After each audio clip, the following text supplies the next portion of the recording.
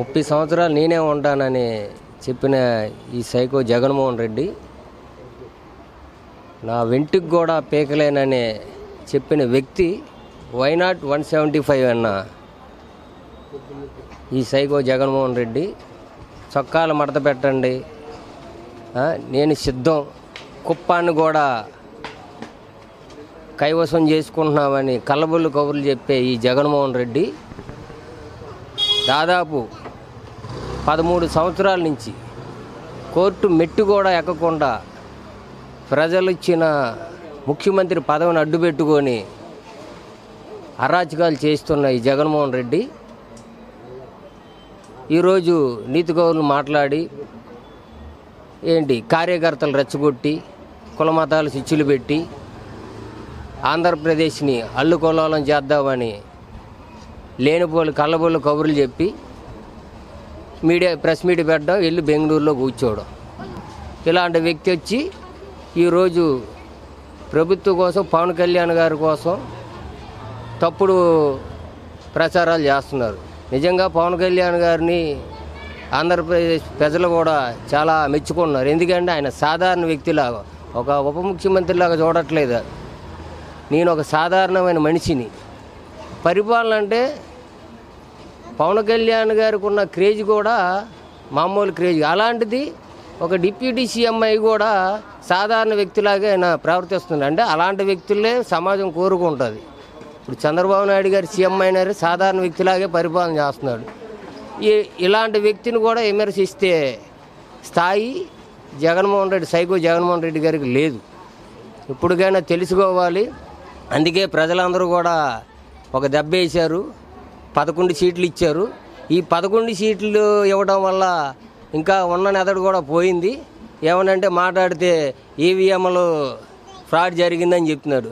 మరి గతంలో ఇదే ఈవీఎంలు 151 ఇచ్చినప్పుడు అప్పుడు ఎందుకు రాలా మీకు ఈ నోటంట మాట అని మేము జగన్మోహన్ రెడ్డి గారిని అడుగుతున్నాం. ఇంకా మీరు ఈ పిచ్చి మాటలు, ఇంకా ప్రజలు ఏదో మిమ్మల్ని అసలు మీ వీడియోలు చూడడానికే ప్రజలు ఇబ్బంది పడుతున్నారు. వెకిలి చేష్టలు చేస్తాగల అసలు నీకు సీఎం, మాజీ సీఎం అయ్యాడనే ఇది కూడా నీలో లేదు. ఏదైనా చిన్నపిల్లలాగా ఇలా ఏంటి ఆ మాటలు ఏంటో అర్థం కాదు. మరి పిచ్చివాళ్ళలాగా ప్రవర్తిస్తున్నాడు. ఇంకా ఇలాంటి వ్యక్తిని ఆదర్శంగా ఎవరు తీసుకోరు. అడపా ఇలాంటి మృగాలు ఎవరైనా సైకో మృగాలు తీసుకుంటే వాళ్ళ జీవితాలు కూడా నాశనం అవుతాయి. రేపటి తరానికి ప్రభుత్వం అంటే ఎలా ఉండాలి, మంత్రులు ఎలా ఉండాలి, సీఎం ఎలా ఉండాలని ఇప్పుడు ఈ ప్రభుత్వం చూపిస్తుంది.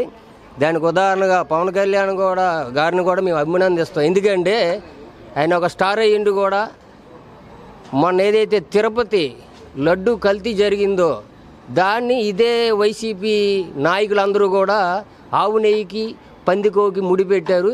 హిందూ మతాన్ని కించపరిచేటట్టుగా వీళ్ళు మాట్లాడుతుంటే దాన్ని దైవాన్ని నమ్మిన ఏ మతమైనా సరే దైవాన్ని నమ్మిన వాళ్ళు పక్క మతాన్ని విమర్శించకూడదు.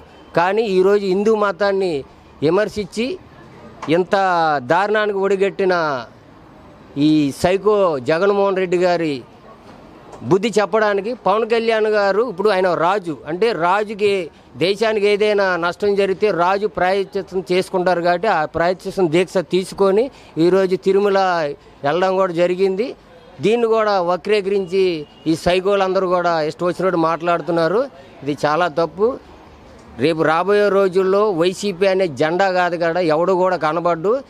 ఇలాంటప్పుడు కూడా పిచ్చి మాటలు మాట్లాడి జగన్మోహన్ రెడ్డి అసలు భారతదేశంలో ఉండడానికి కూడా అనర్హుడు. ఎందుకంటే ఈ దేశం నాకు ఏం చేసింది అంటున్నాడు. దేశం ఏం చేసింది ఏంటి? ఇంకా మాకు కూడా కోపం వస్తుంది దేశాన్ని అంటే. ఎందుకంటే దేశం నీ తండ్రిని సీఎం చేసింది, నిన్ను సీఎం చేసింది. ఈరోజు మీరు ఈ స్థాయిలో ఉన్నారంటే భారతదేశంలో ఉండబట్టి. మీరు మరి పాకిస్తాన్లో ఏమైనా సపోర్ట్గా మీరు ఉంటున్నారేమో మాకు డౌట్ కలుగుతుంది.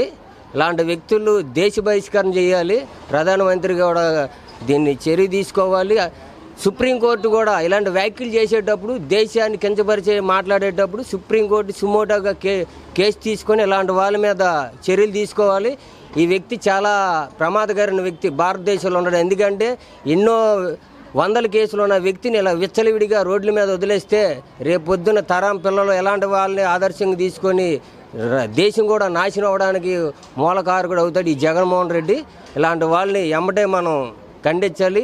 ప్రజలందరికీ కూడా ఇలాంటి వ్యక్తులు వీడియోలు కూడా చూడకూడదు, ఇలాంటి వ్యక్తుల మాటలు కూడా వినకూడదని మేము వ్యక్తిగతంగా చెప్తున్నాం.